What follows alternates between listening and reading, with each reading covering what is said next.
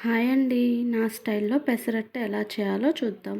ముందుగా ఒక టీ గ్లాస్తో పెసరపప్పు తీసుకోవాలి.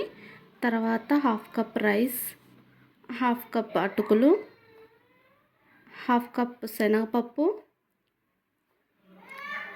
హాఫ్ కప్ మినపప్పు, అలానే హాఫ్ టీ స్పూన్ మెంతులు తీసుకోవాలి. వీటిని మంచిగా వాటర్లో కడిగి నైట్ అంతా నానబెట్టుకోవాలి.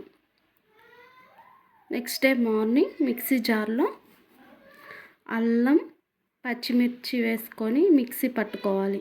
మిక్సీ పట్టిన దాన్ని ఒక బౌల్లోకి ట్రాన్స్ఫర్ చేసుకోవాలి.